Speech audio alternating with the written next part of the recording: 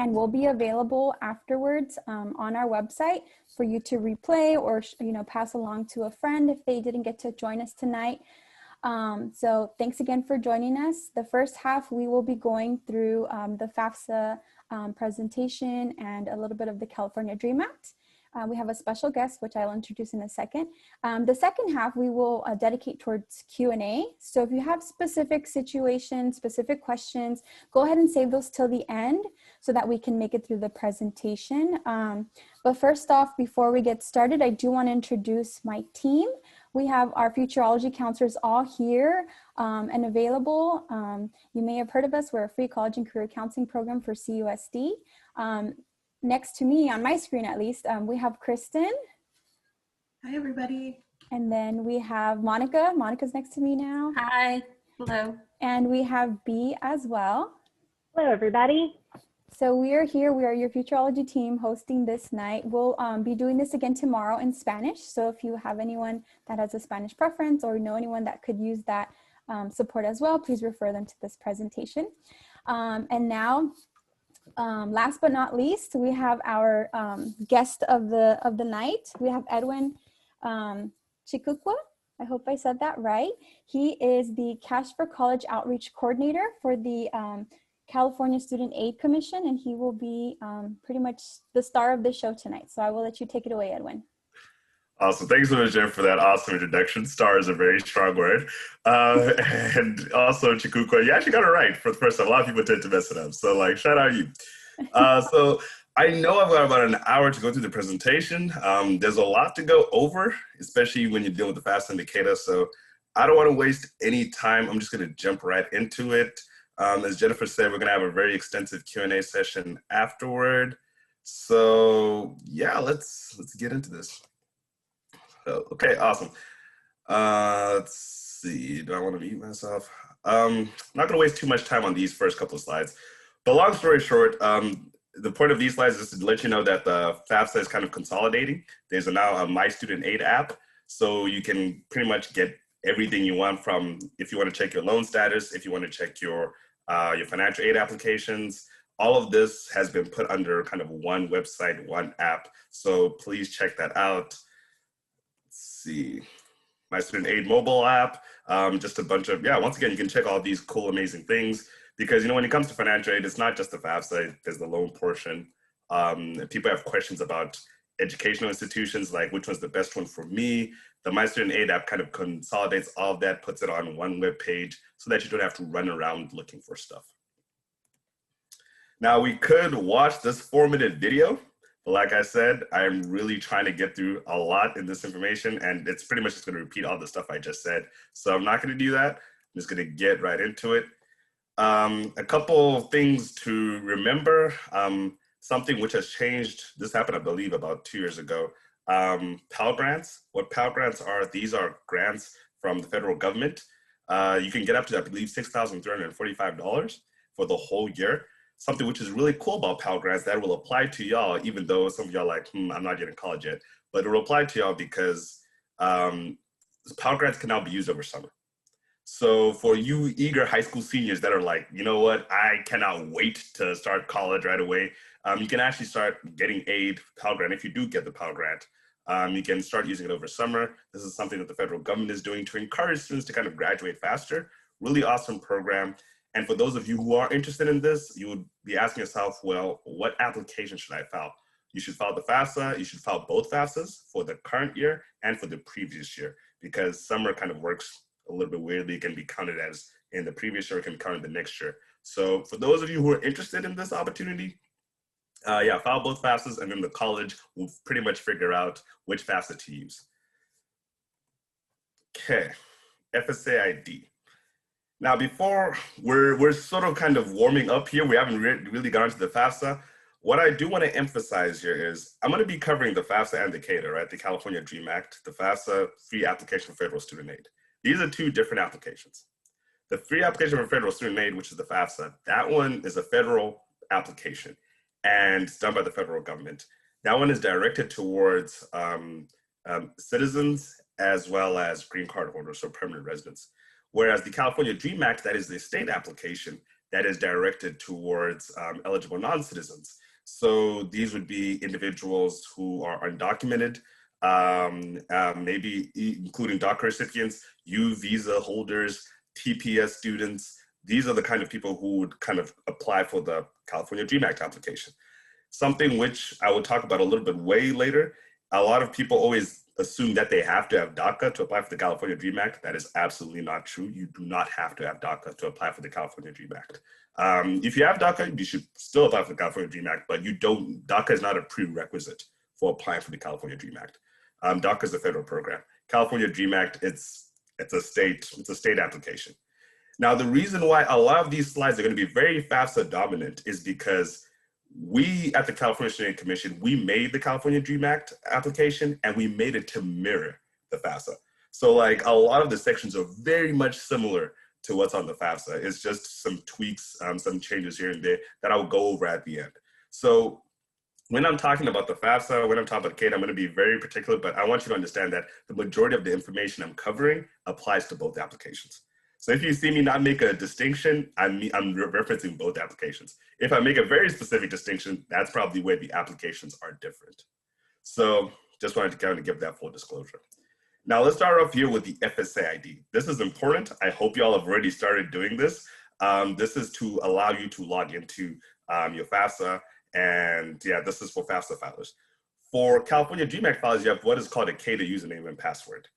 FAFSA filers, some things to note: the FSA ID, you need a social security number. You cannot create an FSA ID, and this is for students and parents. You cannot create an FSA ID without a social security number. So, and it also, for parents, this is very particular for you all because the FSA ID is what allows you to sign the FAFSA. So if you're a student, let's say you are a citizen or a green card holder, let's say you're a student and your parent is undocumented, and your parent wants to sign the FAFSA, this is a situation where the parent would have to mail in a signature. So lots of things very important about the FSA ID, very important to remember.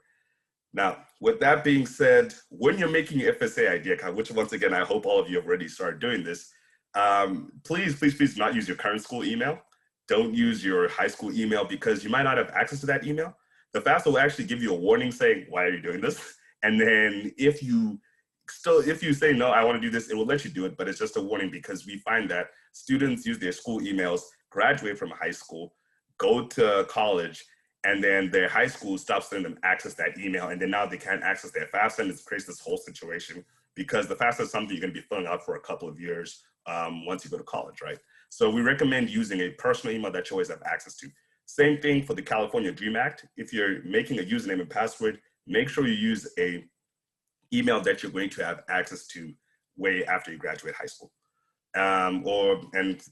So just avoid using emails associated with institutions. Something that's really important to note here, private schools, CSS profile. This is solely for private schools. Private schools, sometimes they don't believe that the FAFSA or the California DREAM Act capture everything that they want them to capture. So they do this thing called a CSS profile where you kind of get to fill in a little bit more information. You can get more money from doing this. So just keep in mind, some schools that do it are USC, Stanford University, the Claremont colleges. So this is just something to note.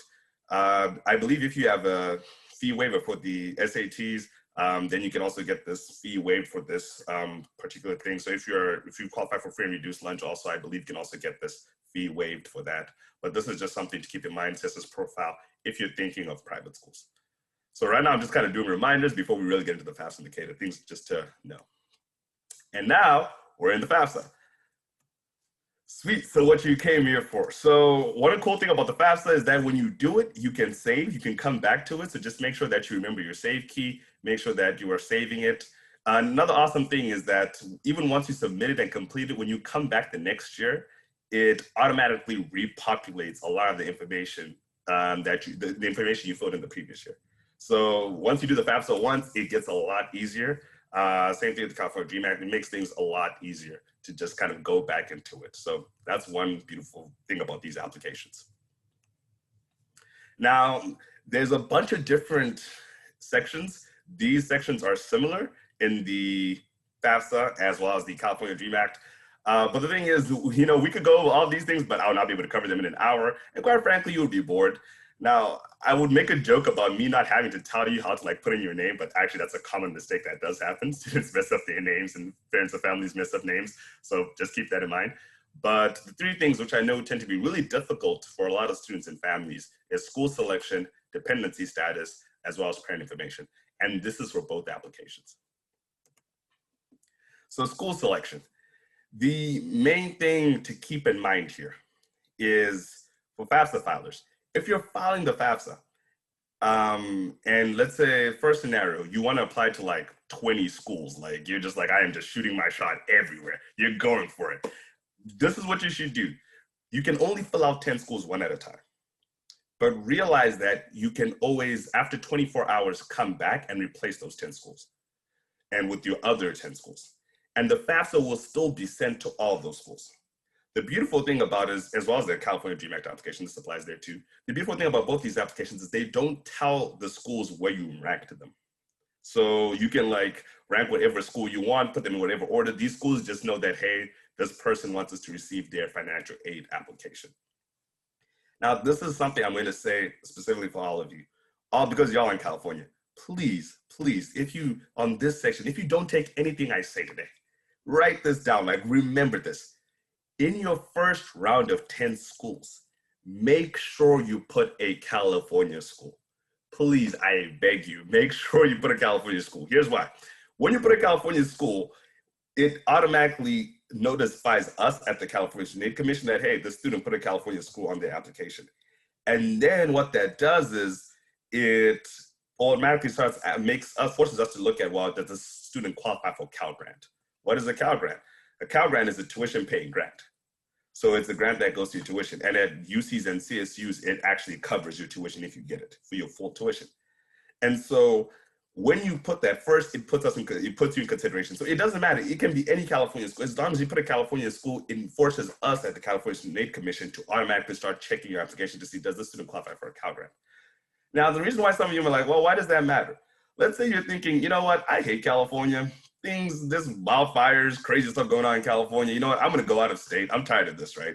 And then you look at that price for that out of state school, you're like, And then you see, wait, California might be willing to pay my tuition at a UC or at a CSU. That can change a lot of people's calculations because you get paid in-state tuition versus out-of-state tuition, and plus your tuition is being covered in California.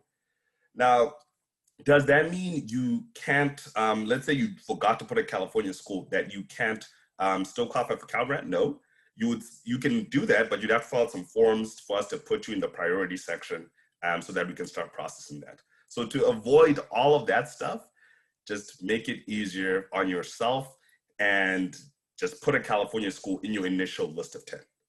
And so that's just something we're just letting you know, just put your California school initial list of 10. Don't worry about the order. They don't know what order you're putting them in, but the only thing we care about, the only thing that matters in the order is in that first group of 10 schools, put a California school.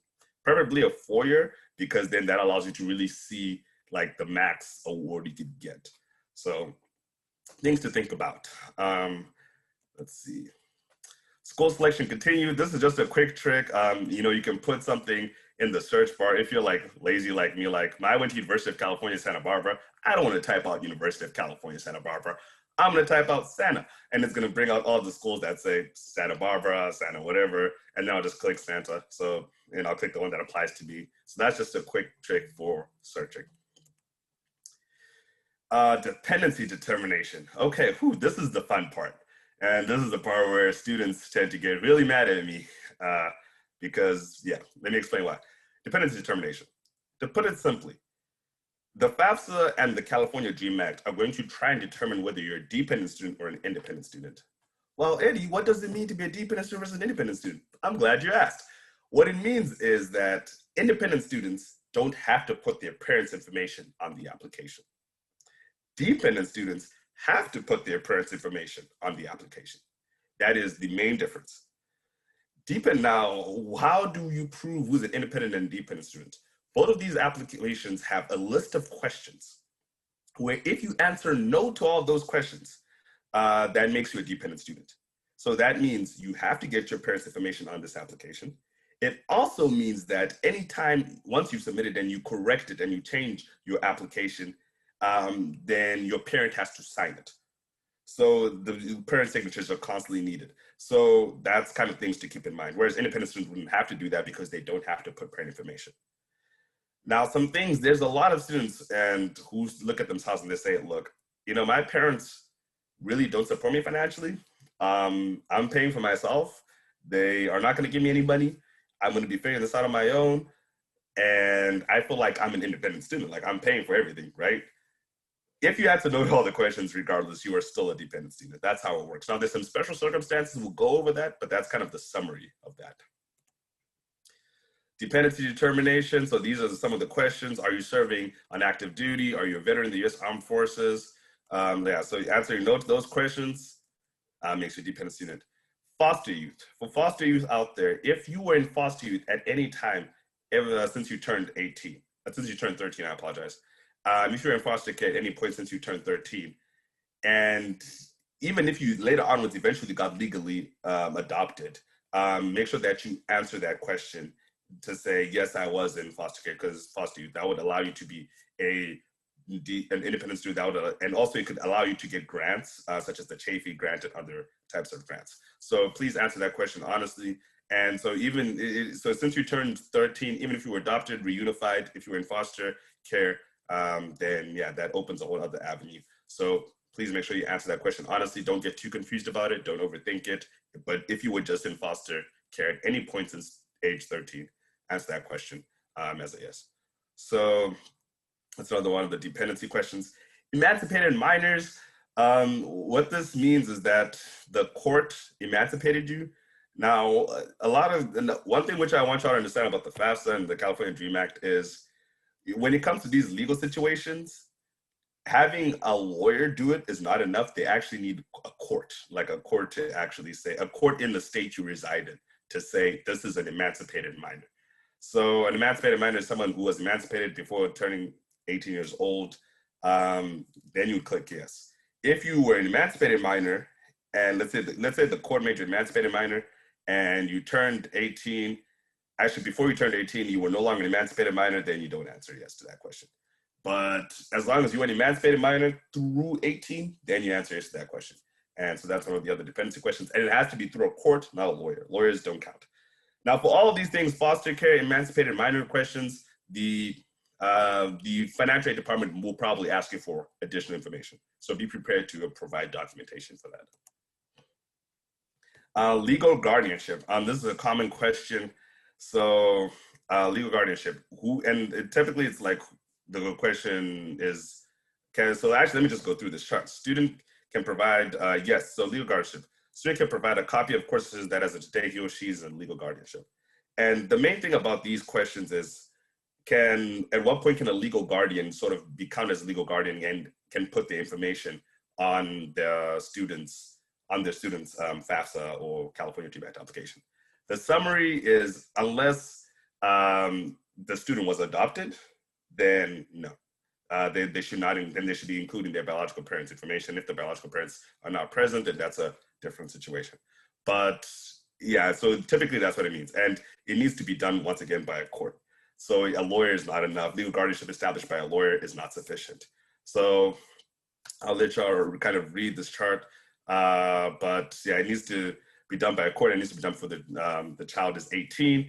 And yeah, that's kind of how it works. We have a chart that I believe explains this really well, so we'll go over that. So dependency determination, homeless or self-supporting and at risk of being homeless. So now this is a common one, and some people, you know, the definition of homeless is changing and at risk of being homeless. So couch surfing, that actually counts as at risk of being homeless, right? And I'm just going to go to this slide because I think this slide kind of explains it better. Homeless, unaccompanied youth, or as self-supporting or at risk of being homeless. Let's go through each definition.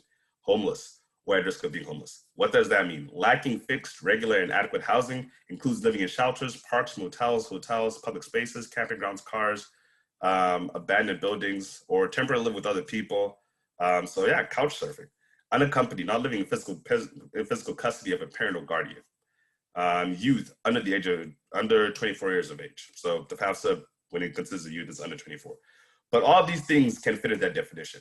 Now, if you say, yes, you were at risk of being homeless or you were homeless, unaccompanied youth, what will then happen is that the FAFSA, or the California DREAM Act, needs to determine that. So they will put you to a page where they'll be able to pick where it will show you which one of these four. So it could be a high school or school district homeless liaison. It could be a director of an emergency shelter, or a person from HUD. It could be a financial aid administrator. But the application, the financial aid application, will let you know when you answer that question, yes, who can determine that status and who you should go to determine that status. And once that status is determined, then you can now the case can be made that you're an independent student. So it's not just, for this one, it's not that I answer yes and I'm automatically an independent student. This question is, you answer yes, you will need to then it will then show you who you should go to look for that determination to make sure that you are in that situation. So for a lot of these questions, and that covers a lot of the dependency questions, whenever you answer yes to a dependency question, it's not uncommon for the FAFSA or the CADA to ask you for additional information.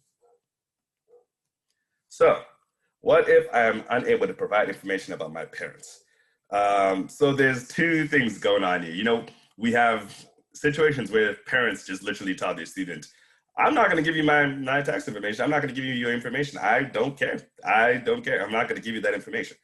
And the student is left in the bind because they're like, well, my parent doesn't want to give me that information. What happens? Well, there's some consequences to that. If the parent doesn't want to give that information when they should be giving that information, the student will not qualify for any grants. The student will not be able to qualify for any institutional aid. The student will only be able to qualify for direct unsubsidized loans. That is the only type of aid the student will be able to qualify for, direct unsubsidized loans, if the parents refuse to get that information. Now, we also understand that sometimes there's extenuating circumstances of why students can't get the information from parents. So if you're a student and you can't get your information from your parent, click that I'm unable to provide information from my parents. So colleges have a thing called what is called a dependency override. And so they can look at a situation and they'll be like, okay, I can see why you can't get this information from your parents. I'm going to override your dependency status so that you don't need the parents' information to complete the FAFSA. So because the FAFSA will let you submit, but if you need the parents' information, once again, it won't let you get any other kind of aid except direct unsubsidized loans. So you wouldn't be able to get a Pell Grant, which was the federal grant I talked about. You wouldn't be able to get a Cal Grant, which was the state grant I was talking about, the tuition paying grant.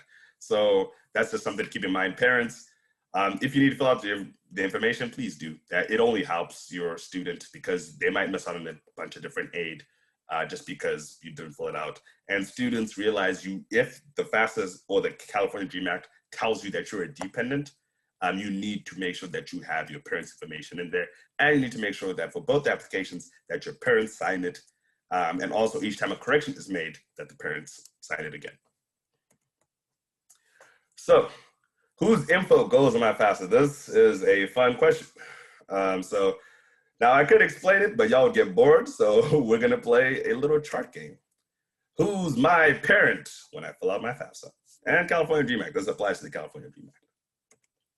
So are your parents married to each other?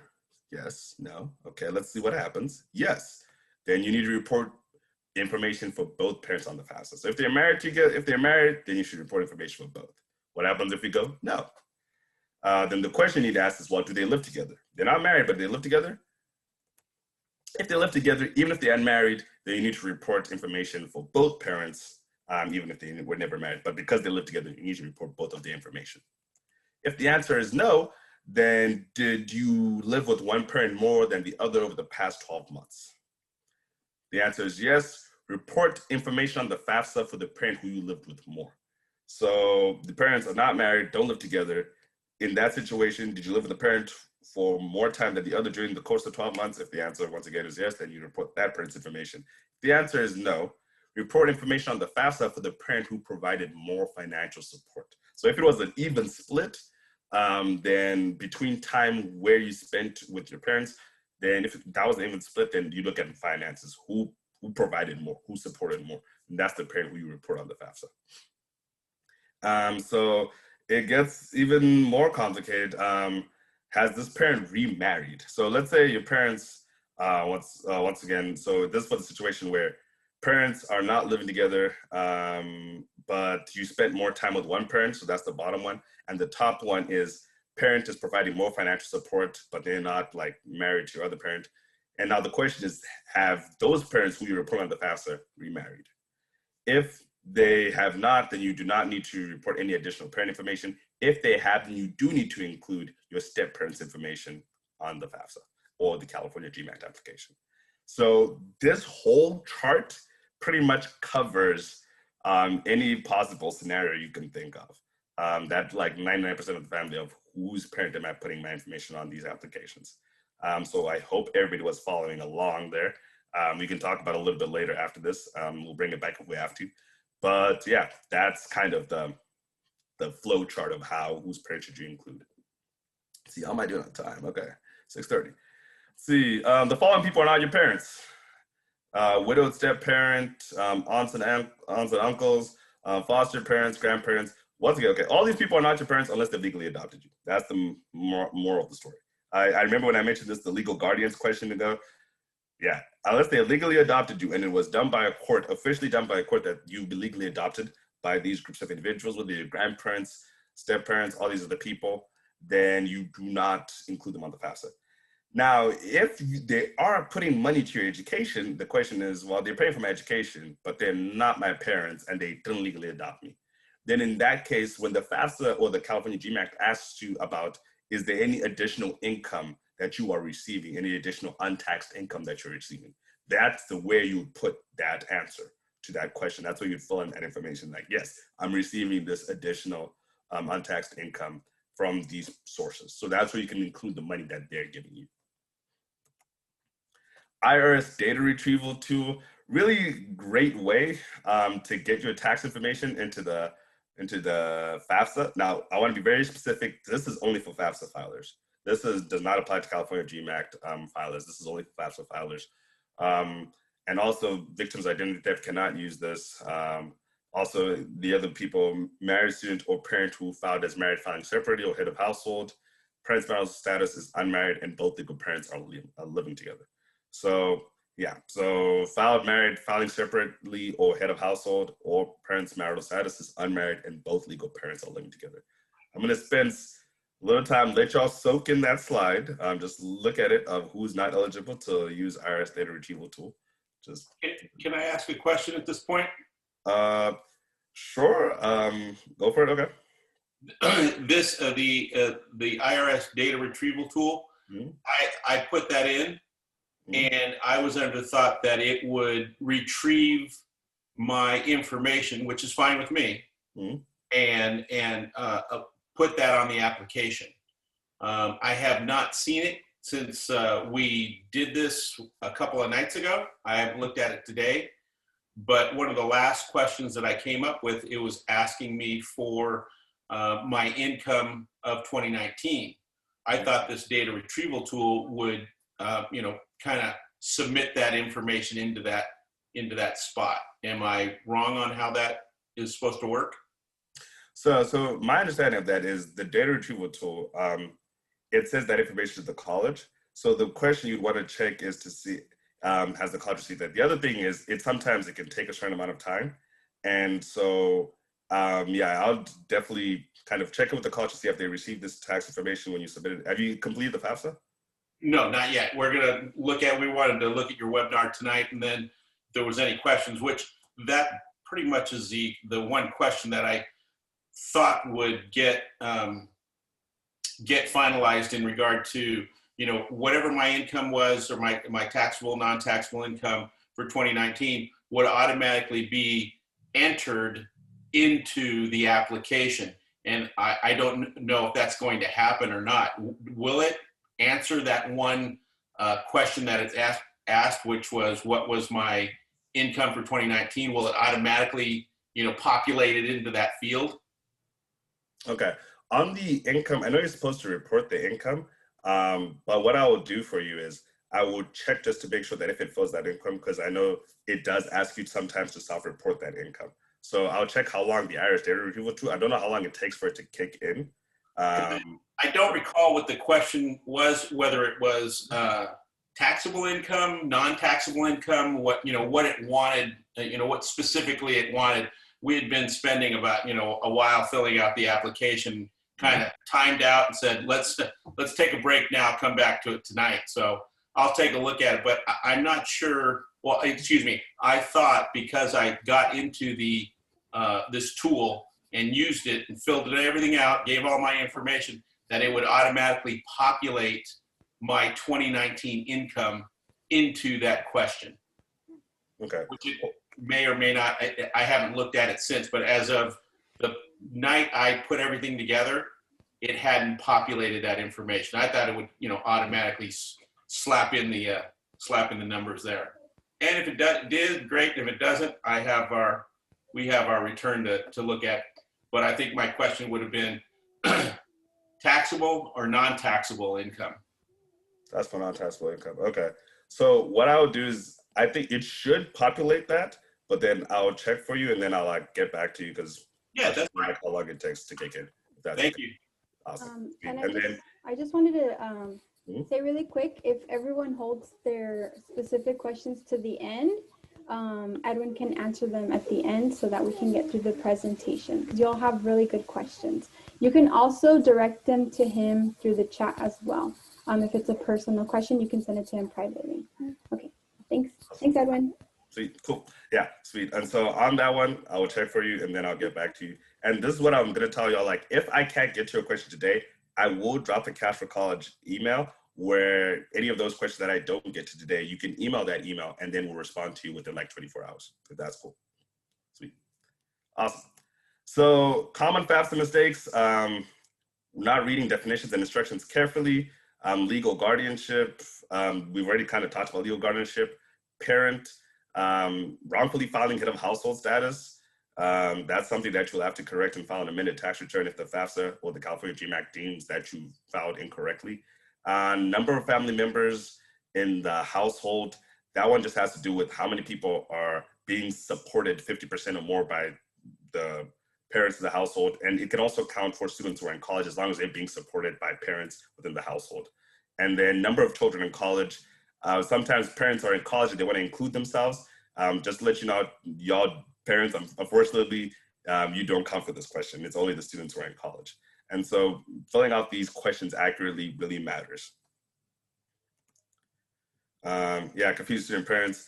Name and date of birth, I'm trying to correct them. So please get your name and date of birth correct, because once you create an FSA ID, and if you mess these up, it will have a hard time processing and matching, and then you have to fill out conversion forms to recorrect these. So please make sure that for students and parents, when you're filling out these applications, that the name and date of birth that is on it is the one that is associated with the Social Security number.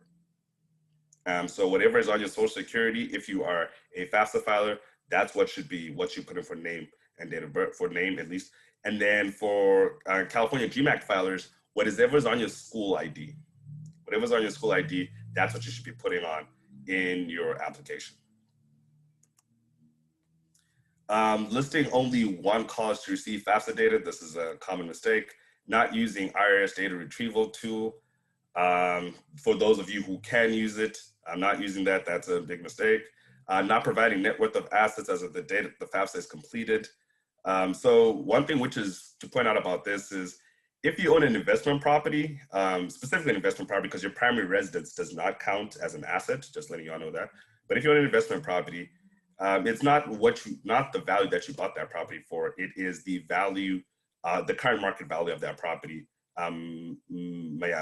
That's what you would use to calculate your assets. So don't use the price you bought that asset at. It's the current market value of the specific asset that you own.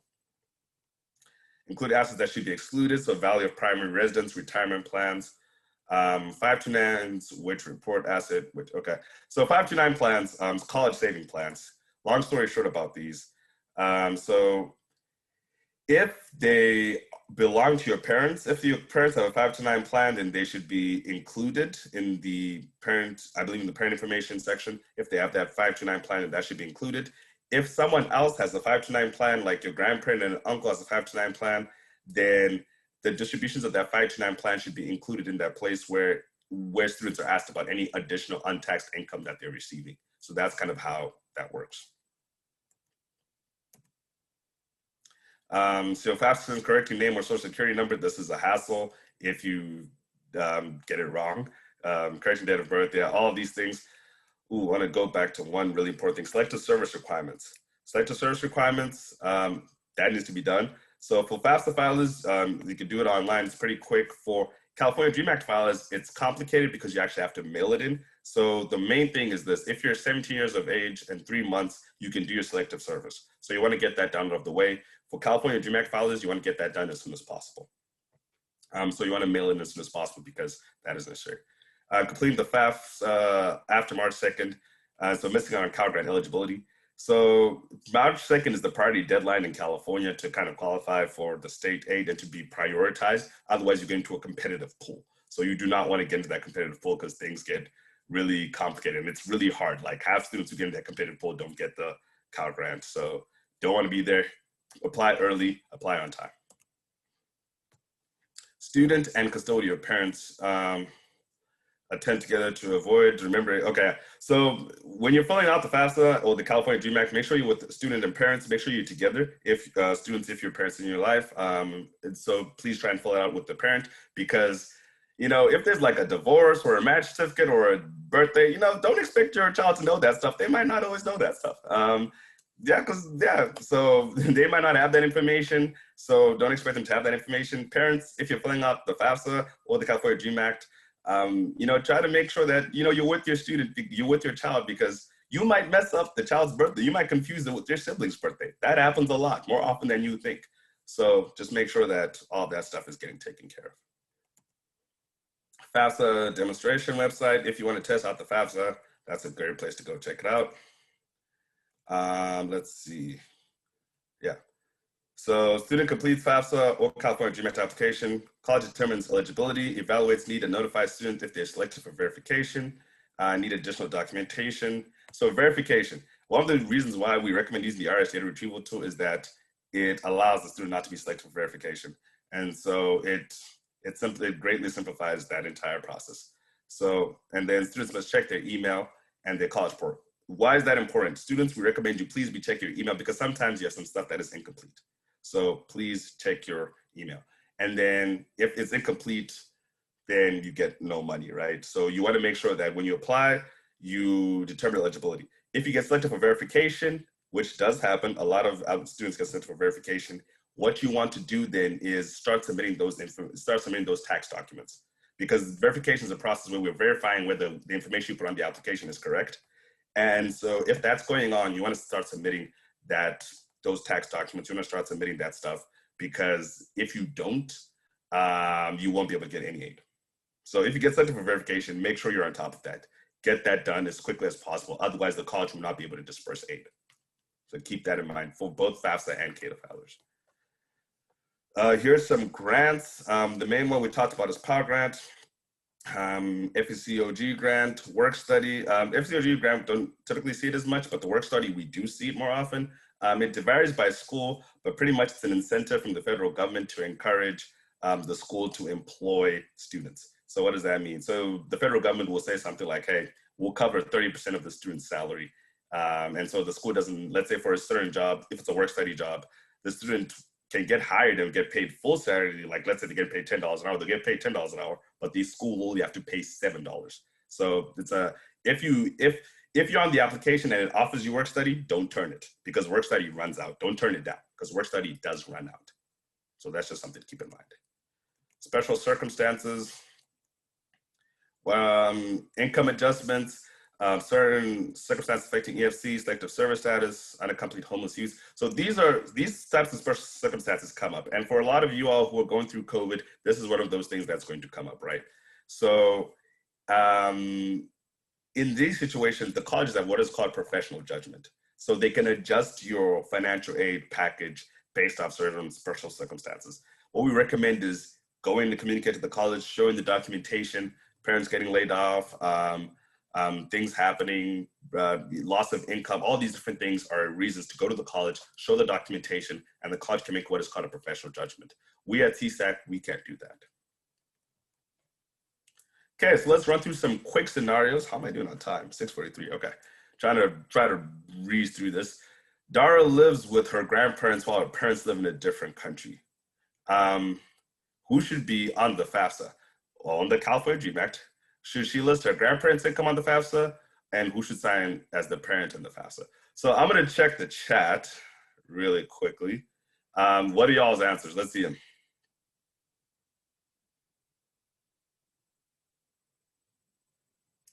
Anyone want to kind of take a stab at the answers? Who should, is everybody shy? No one wants to, parents. Okay, grandparents or parents? Okay, who are we feeling?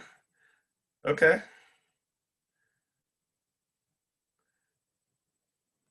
Okay, so Darryl is the parents while our parents live in a different country.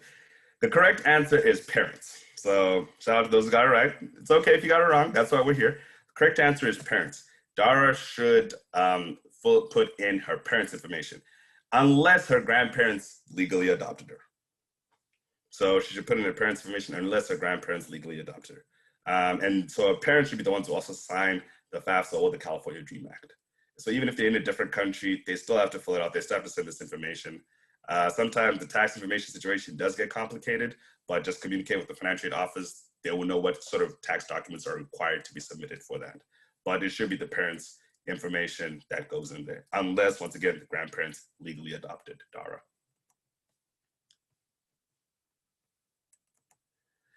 Myra has had a baby in her senior year of high school. She lives with her boyfriend, the father of her baby, and his parents. She's unemployed, but her boyfriend has a job. They're both applying for financial aid. Who can claim their baby as they're dependent on the FAFSA? What type of documentation would the financial aid officer request? So this one, I know I didn't go over the scenario a little bit because I was breezing through things, but I'll just answer this one.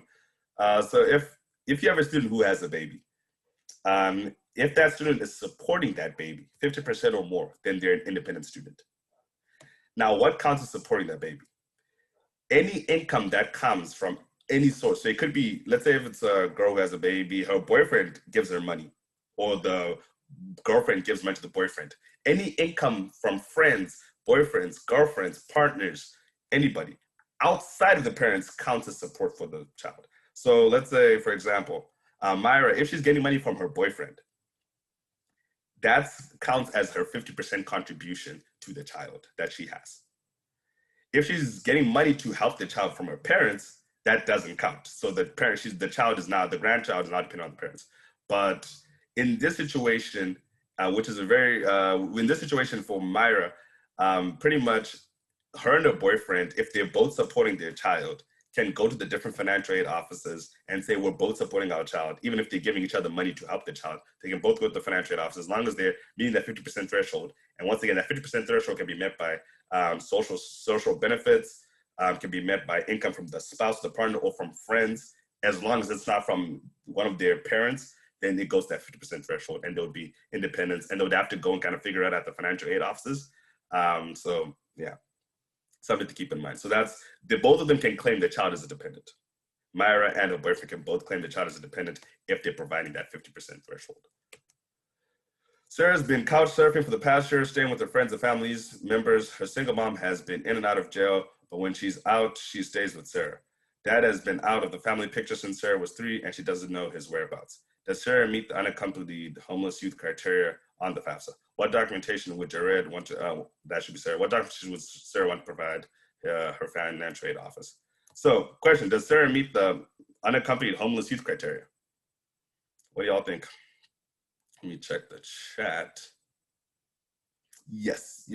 Okay, and y'all, all right, yeah, Sarah meets it. She meets it. Now what she has to do is she has to go and get approval from the, once she fills out that portion of the FAFSA, she will click yes, and then what will happen is it will send it to her page where someone will determine what her status is.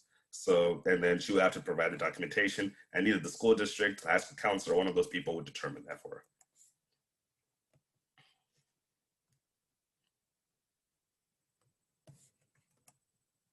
Monica has plans to attend college after graduating high school in 2020, but due to the recent wildfire, her family lost its home, and both of her parents are out of work due to COVID-19. She's trying to decide what to do for the fall. What information is needed on the FAFSA from Monica and her parents? What if instead of a wildfire is due to a pandemic or any other natural disaster? So what should she do in this scenario? Monica needs to go talk to a college. That's that simple. She needs to go show that she's experiencing all this loss and it's unfortunate. And then a college will have the professional judgment to adjust her financial aid. So she should definitely go talk to her college. Some reference materials, financial aid toolkits. This is mainly for high school counselors, but these are great resources. So I'll give it like 10 seconds for y'all if you want to look at that. But these are some great resources and toolkits to check out. Social media. The FAFSA, the Federal Student Aid, has its own page, so check them out. Let's see, 10 more minutes left. Okay, studentaid.gov, complete FAFSA. Another thing is the FAFSA is the federal government's application, and so if you have like FAFSA questions, they have a hotline. It's open during business hours, so feel free to call them. I'll give y'all like 10 seconds to kind of take that number down and screenshot it. Okay. And Edwin, I'm also going to send a follow-up email to everyone that has this listed as well. Oh, okay, perfect. Okay. Thank you. Okay, perfect. So I'm just going to go over some differences between the California DREAM Act and the FAFSA in my last 10 minutes. Hopefully I can get through them. So California DREAM Act is the result of legislation in California, Assembly Bill 540. So you hear people say AB 540 requirements. So let's get into what those are. Pretty much to qualify for the California DREAM Act, you have to have 3 years at a California high school, elementary school, or adult school. So any of these can count to 3-year requirements.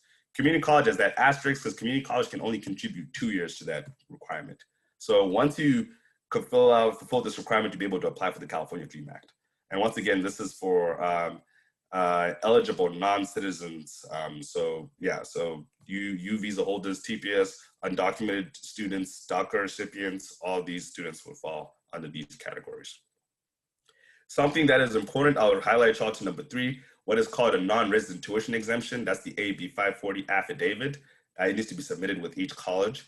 And so, the AB 540 affidavit needs to be submitted with the college. It allows you to pay in-state tuition. So make sure that your undocumented students, your CADA filers are submitting this as quickly as possible. This is one of those requirements that those who follow the California DREAM Act have to do that those who follow the FAFSA don't have to do. So what if a student is unsure about the immigration status? We recommend that they reach out to the college. Colleges have what are called Dreamer Resource Centers who can help figure this out. Or they can contact a group called Immigrants Rising. I believe I have a slide on them later onwards with some of their contact information. But Immigrants Rising is an amazing group that helps with this. So it's College Dreamer Resource Centers or Immigrants Rising. Same thing which I mentioned at the beginning and mentioning now, DACA is not required for AB 540. It's not required for the California DREAM Act. You don't need to have DACA in order to qualify for the California DREAM Act. I know it's a little confusing, but DACA is a federal program. California DREAM Act is a state program. So DACA is not required. If you have DACA, then you should be applying for the AB 540 for the California DREAM Act, but it's not a prerequisite. You don't need it. So I kind of already listed who would be eligible. So undocumented students with or without DACA, TPS status, U visa holders. Some additional requirements for males, for your male CADA files. I mentioned this before, the selective service. You need to fill out that selective service. You need to mail it in, and you qualify at 17 years and 3 months. We talked about name mismatches. It's the same thing for the FAFSA and the CADA. Get your name right. For CADA filers, I know y'all don't have social security numbers, but if you want to make sure that it's the correct name, look at what's on your school ID or any official ID. That's what you should be putting into your application so that they match across the board. One question that CADA filers will encounter that FAFSA filers don't have to really think about is when they ask about their status, always pick non-citizen or eligible non-citizen. So those are what you should pick when they ask you what is your citizenship status. some other things, this is just applies to CADA filers as well as FAFSA filers too. When you get these questions about first bachelor's degree, will you have your first bachelor's degrees before you begin the next school year? The answer is no. You want to say you never attended college because most of y'all are high school seniors, so this applies to y'all. Most of that, and this will be your first bachelor's degree. So yeah, you want to make sure that you don't overthink those answers. Just give the right answer for those things. Let's see. We kind of talked about a lot of the parents' information. One of the things is if you say you're not going to file, you still have to report your income. And if your income is found to be at a certain threshold and it passes that threshold, then you have to go and file. Like the California Dream Act application will tell you to file, including as well as the California Dream Act application, as well as the FAFSA will tell you to file if you say not going to file, but your income threshold is above a certain level. So that's just something to keep in mind. And also CADA files can use the IRS data retrieval too. Another thing is don't mess up this area. Don't put numbers in the wrong place. Make sure that you read the question that you ask and report what that question is specifically asking you.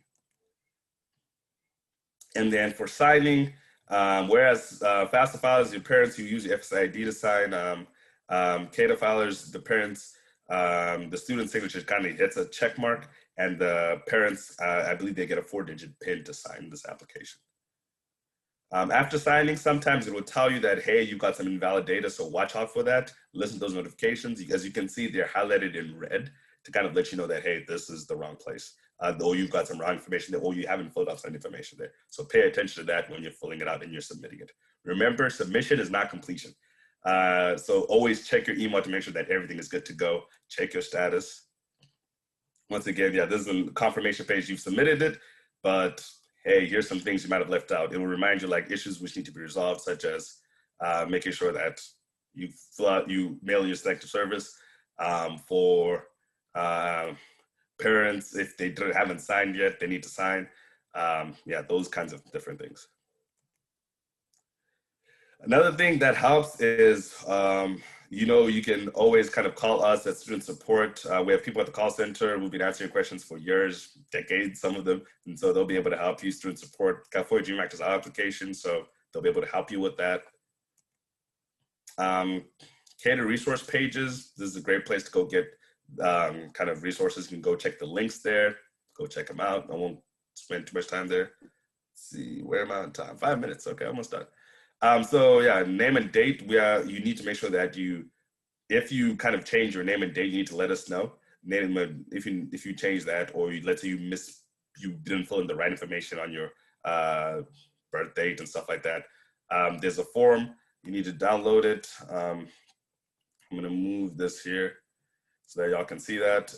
Yeah, you need to download that, go on there on that web link, download that form, and you'll be able to kind of get the information you need to change your name and date of birth.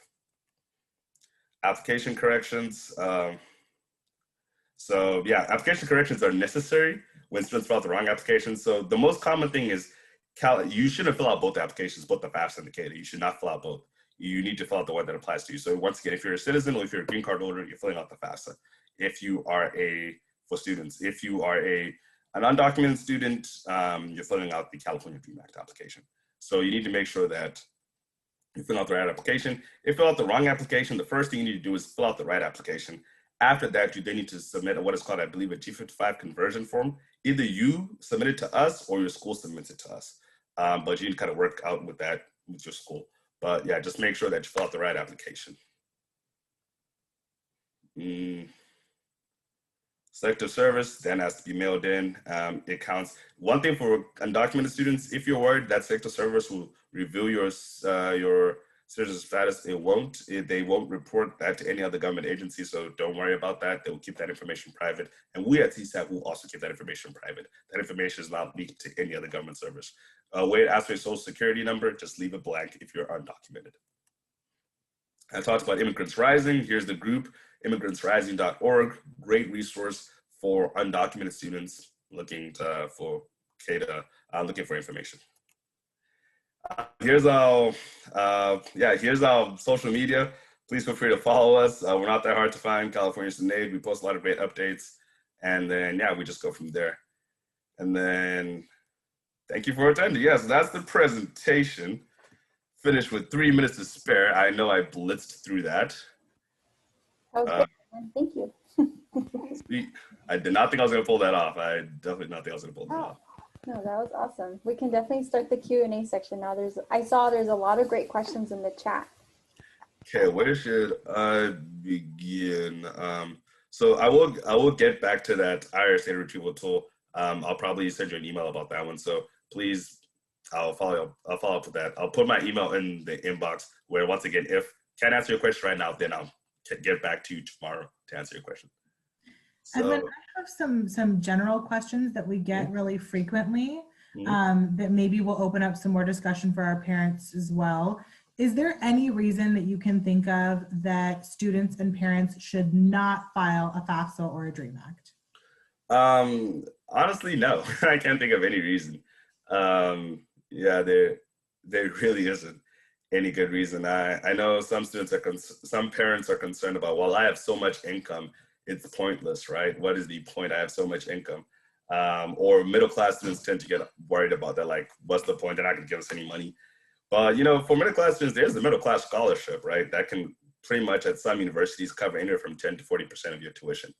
So that's definitely an incentive to fill out the application, because you can get money, and you just don't know what you will apply for or what you'll be able to get, because colleges can't calculate your expected family contribution without you filling out these applications. So when they see that your expected family contribution is changing, or all of these different things, it can help colleges give you more aid. And also, if something were to happen, like let's say a parent loses their job or along those lines, having those documents on file means you don't have to file the FAFSA, and you don't have to file the FAFSA late, and then the colleges can kind of make professional judgments and retroactively change things. So I can't think of any good reason. Now, yeah, that's just me. Let's see, any other general questions? Oh.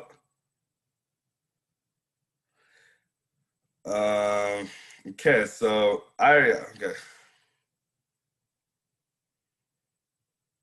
Yeah, so, okay, so if you're having, let's see.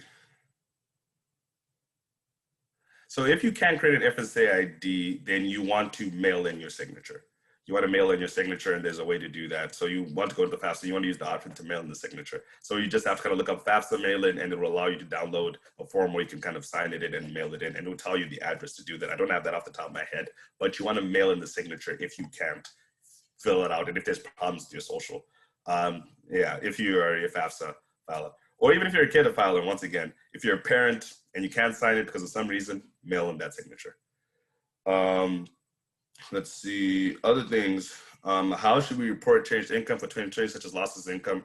Which offer should we write to, and what documentation? In terms of income, you know, the FAFSA does use prior tax information, like, so it'll use 2019 tax information, right? But if there's a change, right, when you're filling out the FAFSA with the California DREAM Act, you want to report what your current income is. Or if you're having a hard time doing that, then go to the colleges and tell them that this is my income situation. So fill out that information, then go to the colleges and tell them this is my situation. They will then tell you what documentation they need to change your application. So you want to contact the colleges as soon as possible, because they have professional judgment over these kinds of things. Yeah, so that's, Shannon, I hope I answered that question. So as soon as you get in touch with the college, reach out to them and say, hey, we've had this income change. Yeah, this is what's going on. Let's see. So the IRS area retrieval tool won't work for me, so I'm filling out the financial aid info. What is your parents' current balance? Do I include my bank card from small business that this summer, or do I just list my cash? After I fill out my son's FAFSA with him, do I then go and complete my own FAFSA? So yes, you should include, let's see, what is your parents' current cash balance savings? Yeah, so you should include that money. You should include that, all of those money. I think there might be a difference between whether it's an asset for a business versus your personal cash balance. And then in terms of, so there might be that distinction. So if it's asking for assets, then report the money from that assets. If it's asking about your personal kind of checking and savings account balance, then report that. So that's, I think that is the differentiation you would have to make. Now, in terms of after filing my son's FAFSA with him, do I then go and complete my own FAFSA? In that question, It depends. If you're applying for college, I'm slightly a little confused about that question, but if you're applying for college, then yes, you should fill out your FAFSA, but the way it works is that if it's mainly for your son's FAFSA, then what you should be doing is you should be creating your own FSA ID in order to sign your son's FAFSA. So I'd have to get a little more context on the situation there, but if I understand it correctly, you just need an FSA ID so that you can log into your son's FAFSA, so that you can log in and sign your child's FAFSA.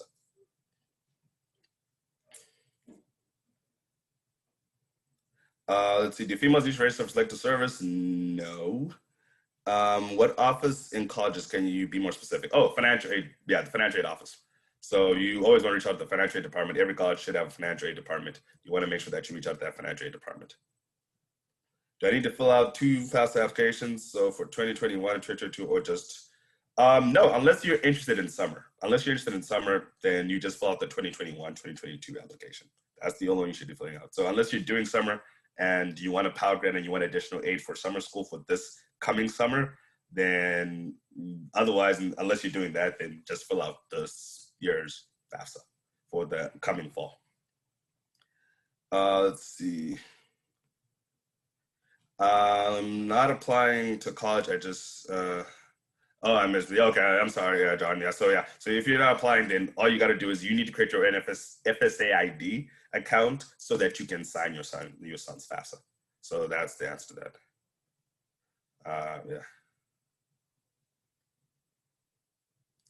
Let's see. If another family member is providing for 529, then the distribution of the 529s, so the disbursements of those 529s would go under the section where the child says, when it asks the child, like, do you have any additional untaxed income that you're receiving? So that's what would report it. It wouldn't be reported as an asset for the child. It would not be reported as an asset for the parent. The disbursements would be reported as untaxed additional income for the student. That's where they would put any disbursements from a 529 plan that does not belong, that belongs to another family member.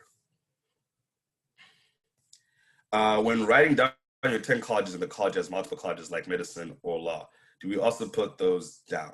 No, you don't put those down. You just put the colleges, the undergraduate colleges, just put that. So if it's University of California, Los Angeles, UCLA, you just put University of California, Los Angeles. No need to put School of Law, School of Medicine. No, you're just putting UCLA. That's what you're putting in.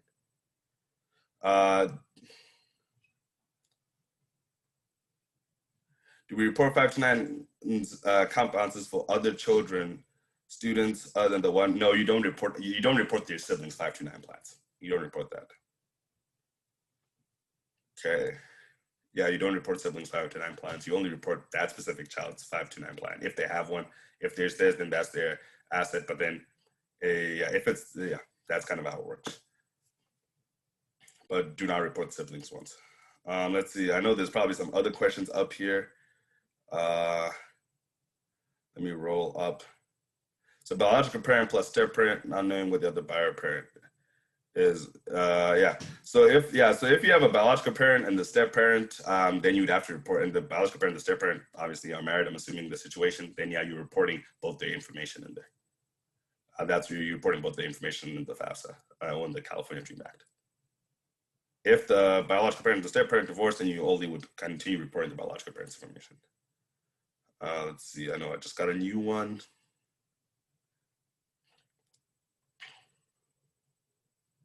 Do we fill out the CCS profile now after we are accepted to a college? I'd have to check in for that one on you. So I'll add that to my list of questions that I have to get back to you on that one.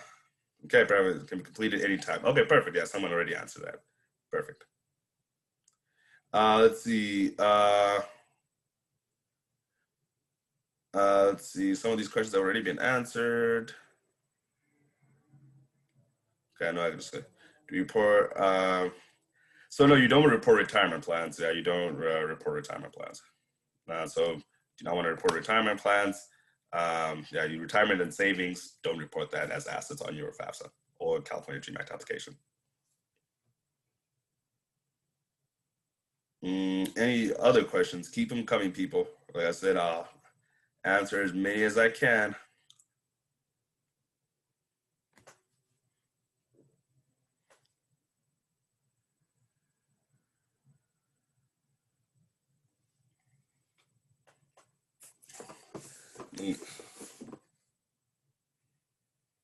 Yes, you're not reporting retirement savings. You do not report that. No, you do not report that.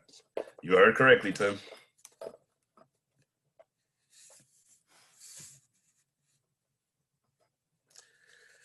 Income threshold for financial aid. I don't know the numbers off the top of my head because here's why. The numbers are based off a number of people in your household. So they change based on the number of people in your household. But a quick tool and tip is that you can go into the on our CSAC, csac.ca.gov, and you can look up Cal Grant income thresholds, and you can also look up Pell Grant income thresholds. So that's a really quick find, but it depends also on how much income you make as well as the number of your household. So I don't know off the top of my head because it depends. It depends on, yeah, how many people in your household. So is there any benefit to applying early? Deadline is March 2nd for FAFSA. So yeah, there's absolutely a benefit. Main benefit I can think of is the Cal Grant. So when you apply for the priority deadline for the March 2nd, you're prioritized, if you're Cal Grant eligible, you're prioritized for the Cal Grant. And so they have to give you the Cal Grant. If you're eligible for it, if you qualify for it, and you meet all the income thresholds, then you get the Cal Grant. If you apply after the March 2nd deadline, for that, and you start filling that in and you start trying to get Cal Grant eligibility, you will be put in the competitive pool. And trust me, the competitive pool is brutal. It is brutal. Most students are not going to get a Cal Grant in the competitive pool. And there's actually, so you do not want to end up in the competitive pool. You want to end up in the priority deadline. So you want to get all your stuff done. And yeah, and also the other benefits to applying early are that you also get to, we at CSAC, we process at least the Cal Grant, the state grant portion of it pretty quickly. We process that very quickly, and then we can tell you what you qualified for. So even before you get accepted into college. So if you filled out the application in October, some people right now already know that they're getting a Cal Grant or not. So that helps make them their decisions for which schools they want to go to. So those are some of the benefits to applying early. You want to be in the priority deadline area. You do not want to be kicked out of that. How difficult, let's see.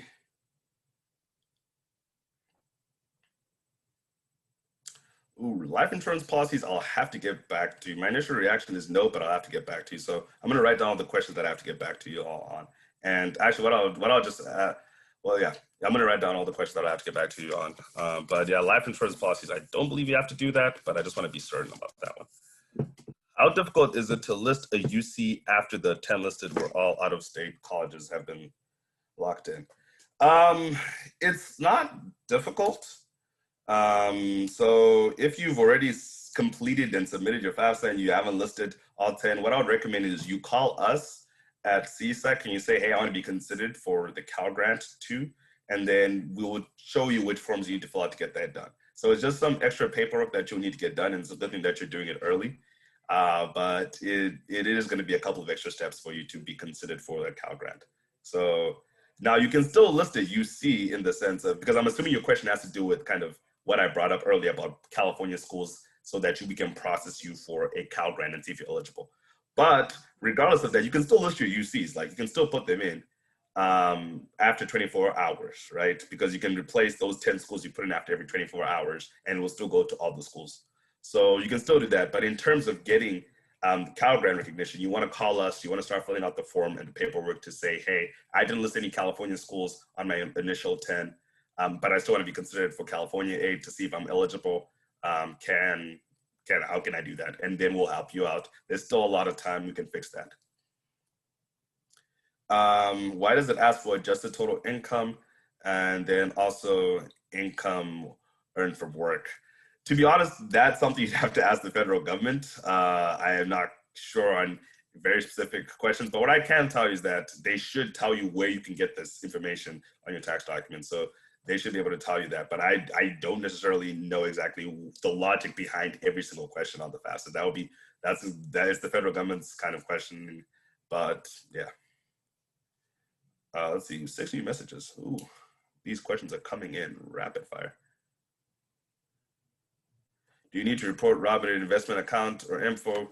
Yes, that would count. Yeah, that would count as an asset. So you need to kind of report those investments.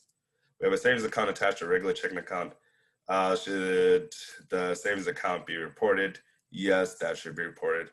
Let's see. Adding schools to your FAFSA. Oh, okay, thank you, Beatrice.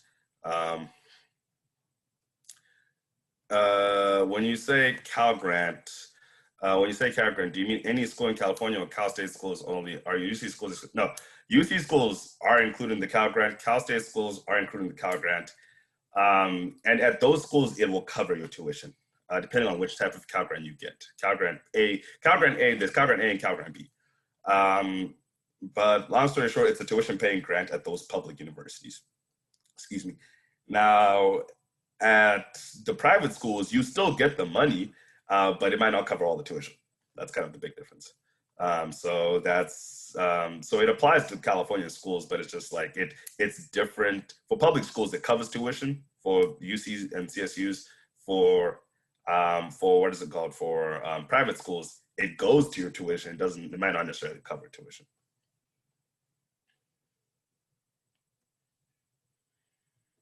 Thank you. Okay, let's see, okay, any other questions? While there's no questions, I'm going to put in Cash College. Okay, so I'm going to put in student, actually there's, let me find this email, student support at csac.ca.gov. And then let me make sure that is the correct email. And I'm gonna put that email in the chat so that for those questions that I know there's about 3 questions that I needed to verify on, email that to those questions, email those questions to this email, and then they'll be able to get back to you really quickly with the answers to those questions. So let me just make sure that is the right email that I'm giving y'all, because I don't want to give y'all the wrong email. That would suck, and you all would be very disappointed in me after we've built such great rapport. Okay, student support at csac.ca.gov. Okay, perfect. Yeah, student support at csac.ca.gov. That is an email where, once again, if, sorry for those 3 people who I need some more clarification on those questions, that's a great email to reach out to if I didn't get to your question. But yeah, I think most of your questions I've answered, but yeah, thank you.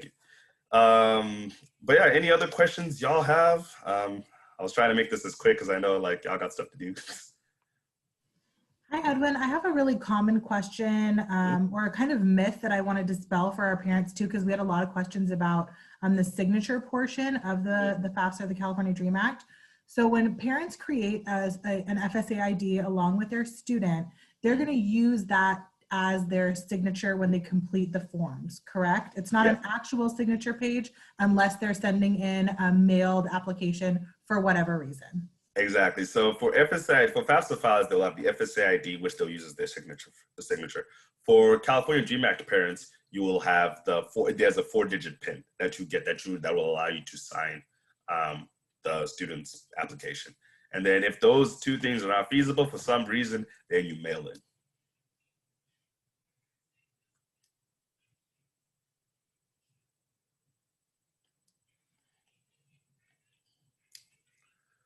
Awesome. Any other lingering questions? Try my best. Oh, we got one more question from Tony. Let's see. Okay. Sure. Okay. So while Tony's typing up his question, I'll answer Chris' question. When do we hear back if an award is granted? That is a phenomenal question. So this is what I'm going to recommend all of you to do. I'm going to go back really quickly. Excuse me. I'm sorry. Everybody was in the chat. I'll get to your questions. I'm going to go back really quickly. No, it's not on this question. Please tell me I did not remove that slide. Okay. Looks like I removed this slide. Looks like I might have cut that slide. But okay, so I want y'all to remember this site. I'm going to post it in the group chat. But it's called Web Grants for Students. So Web Grants for Students is an awesome way to check the status of your awards. So, and it will also tell you if there's things that are missing. So if you just look up Web Grants for Students, it sends you directly to where you need to go. Like if you type in Web Grants for Students in your search bar, it will send you where you need to go. And then you should encourage your students to create a login. So I'll show you how it's typed. Let me bring back the chat. But yeah, that's a really great way to kind of check on the status of your application and awards. Web Grants for Students. Web Grants for Students. So that's kind of how it's spelled. So you want to just go in right there, type it in, and then when you get it in there, you'll be able to kind of create a login for the student to be able to create a login and check, okay, how's my state aid looking? How's everything looking? But yeah, and then one thing that in terms of grants and awards, more specifically, outside of the state Cal grant stuff like that, the FAFSA creates what's called, and the California GMAT, they create what is called an expected family contribution. So based off your expected family contribution, each college takes that information and says, okay, we can give this student a certain amount of aid based off the expected family contribution. So some of it is college dependent, some of it is state, whether you meet those income thresholds. So you'll be able to know, like right off the bat, well, do I qualify for a Pell Grant based off your expected family contribution? You'll be able to qualify, you'll be able to kind of figure that out really soon. And then with the Cal Grant, it will tell you, and you can go check all the stuff in the Web Grants for Students. So that's a great place to go. Do students fill out the FAFSA by themselves? They can, but if they're a dependent student, which is most high school seniors are dependent students, they should probably fill out with the parent. I know when I was filling out my FAFSA, it was really helpful to have my mom like on speed dial, like, hey, I need help with this, or just picking a day where you just sit down and you just go for it. That's the best advice, because once again, especially when it comes to those like married questions, tax information questions, it's like the student might not know all of that. They most likely will not know all of that. So that's just something to keep in mind. What is the deadline for app for next fall? Well, for deadline for applications, we always keep the March 2nd priority deadline. That's the March 2nd priority. It's the priority deadline. You can still submit your application after that. And side note, for community college students, it's a different deadline. It's June 30th, I believe. It goes way further for community college students. But for high school seniors, priority deadline is March 2nd. You want to get that information in as soon as possible. And then I know there's a question about if a child is 18, do they fill out the FAFSA by themselves? So actually, one of the dependency questions, that was the rest of the question, okay. One of the dependency questions is, FAFSA considers you a dependent up until you're 24. So up until so pretty much, long story short, they should probably, up until they're 24, they will need you to fill out the FAFSA. Barring that they're not an independent student because they answered yes to any of the other dependency questions. But if we're just looking at age, and we're saying that all the other questions they answered no to on that dependency section, and now they get to the age question and they're 18, then yes, they do need to fill it out with you. And so the age cutoff for the FAFSA where it's like you're an independent student is 24, not 18. There's something to keep in mind. Okay. Got on to everybody's questions. Any lingering questions? Try my best to answer them. Does the dependent student sign, does the dependent student or parent sign? Both sign. So if the student is dependent, both the parent and the student have to sign. And anytime the student goes in and makes a correction then the parent has to sign if they're a dependent student. So if there's anything you get from this, dependent students, parents always sign. For dependent students, parents are involved. Independent students don't need parent information, don't need parent signature.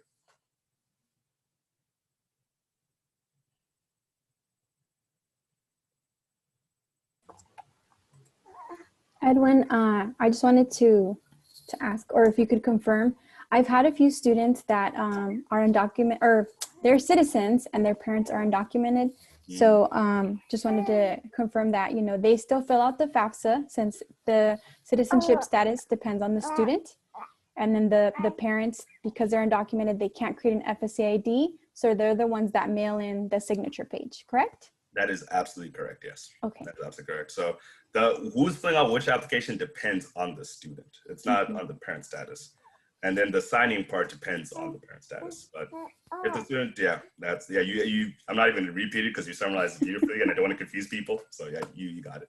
Okay, thank you. You only need one parent to sign. Only need one parent to sign for that. Let's see. Any other questions? Keep coming, people. Y'all got me till 8. I didn't plan anything for the next 40 minutes. So I'm here. Any other questions?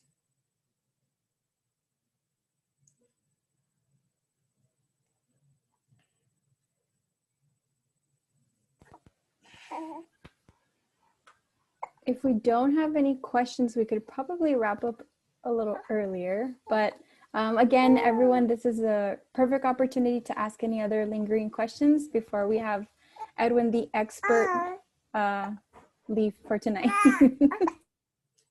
Awesome. Do assets count against you? That's a really nice way to frame that question. How do I answer this? So yes, assets, the way we'll calculate them is the way the federal government will calculate them for the FAFSA and for the California GMAC, the way we'll calculate them is it does go to the expected family contribution. So yes, it goes to the expected family contribution. In terms of that, but that calculation is also considering things like how many students do you have in college, how many people are in your household. So it's not just a flat calculation that, oh, you make this much, therefore you don't qualify, or you have this many assets, therefore you don't qualify. There's a couple things that go into that calculation. So I hope I answered that question. But that's the best explanation I could give for that.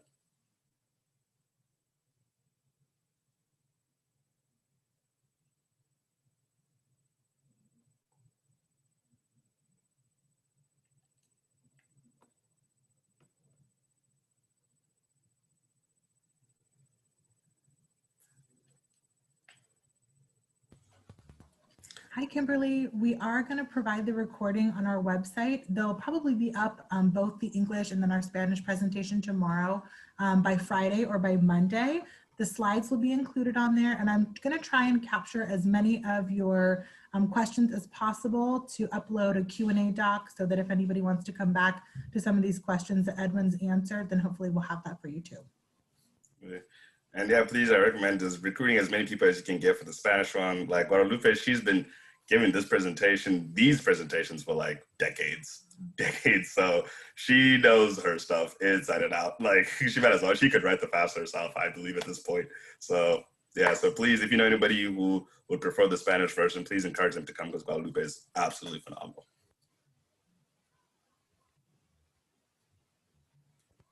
So, but yeah, any other questions, lingering questions?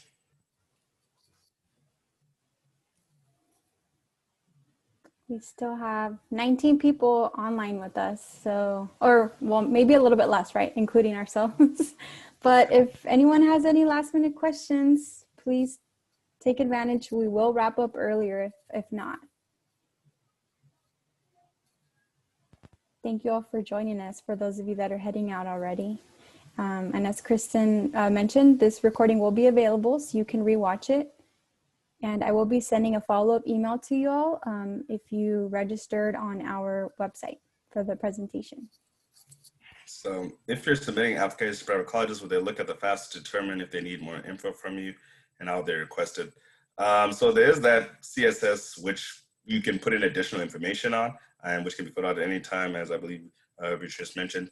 But then, yeah, they do look at the FAFSA, they do look at the California GMAC. And so different scenarios for, some private colleges, they have the CSS, and I don't believe all of them do, but some of them do.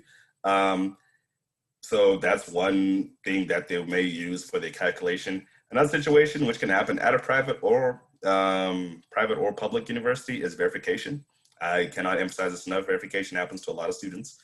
If that happens, check your emails. Make sure your student is checking their emails constantly, because once they've selected for verification, once again, they will need to submit tax documents. If they file taxes, they need to submit their taxes. If the parents file taxes, they need to submit the parents' tax documents. And so that's a situation that happens more often than not, private or public universities.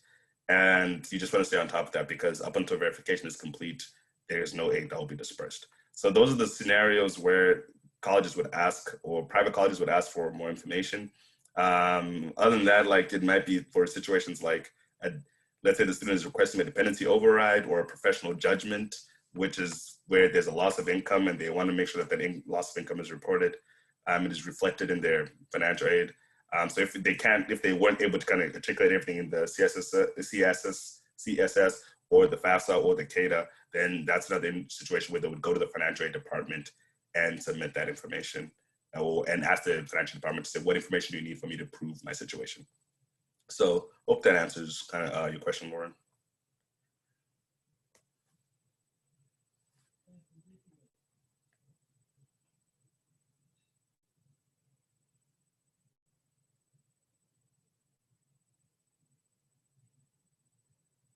Awesome.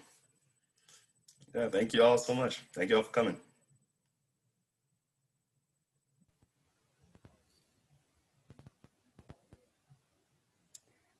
Okay, maybe if we want to give everyone another minute to ask another question. Try my best, Lauren. Definitely try my best.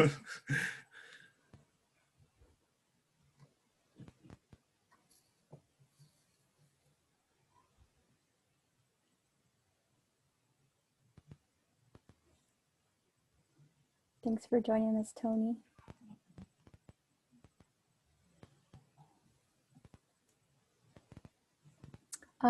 In the follow-up email, I am going to include the survey from CSAC. So if you all could please be sure to record that. Do Edwin a favor, right? He did such a great job tonight. So again, if you could please complete the survey, we would really appreciate that. So be on the lookout for that email. Yeah, please get your students to fill out that survey. No, you don't need to include all 529 accounts in the household. So you don't count the siblings one. You just need to count the students one. Yeah, that's kind of the only one that you should count. Yeah, and so if it fall, yeah, so yeah, that's, put it simply, don't count the siblings ones, just count the students ones.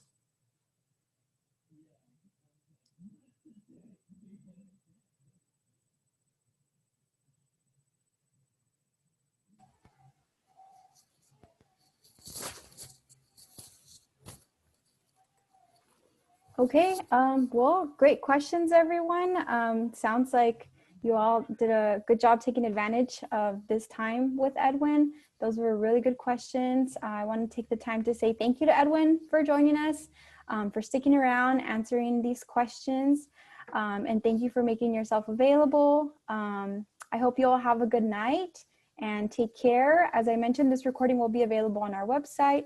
I'm going to go ahead and end this session. And I wanted to say thanks again. Have a good night, everyone. And thanks again, Edwin. Thank you all. Thank you for having me. And yeah, have a great night, y'all. Okay, bye-bye.